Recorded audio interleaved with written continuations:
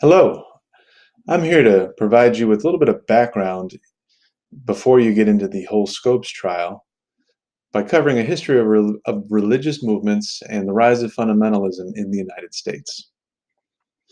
As we've often seen, every so often in the United States, a wave of people become very religious. And in the United States, religious waves often have been associated with questioning authority and power or simply questioning the elite. And often these religious revivals involve passionate speakers and people who feel that they are directly connected to God. And this very first religious movement that occurred in our country goes back to the 1740s and 1750s. And this was a period called the First Great Awakening.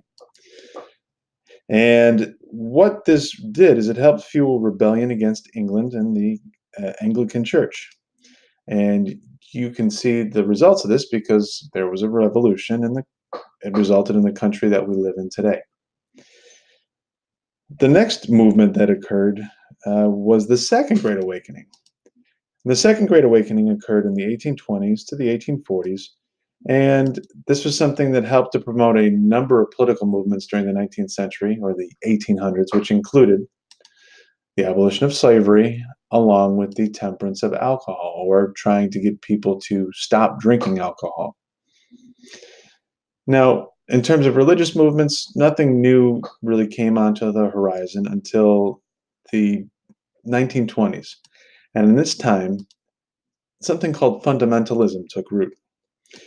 So this is something that occurs in the 1920s, and fundamentalism is a belief in the literal truth of the Bible. In other words, if something is written in the Bible, fundamentalists believe that it is the truth, it happened. So fundamentalists, or supporters of this movement, became very opposed to what they believed to be the sins of modern life. It seemed to be very contradictory to what they would read in the Bible. And this comes to a head in Dayton, Tennessee, when a biology teacher at a high school by the name of John Scopes happens to teach a lesson that somebody questions, and he's charged with breaking the law.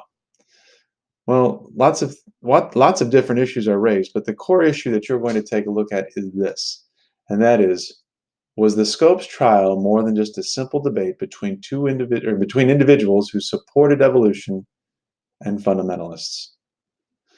So you've got a little bit of background on this history of religious movements in the United States, and that'll help to get you started on your learning about this case.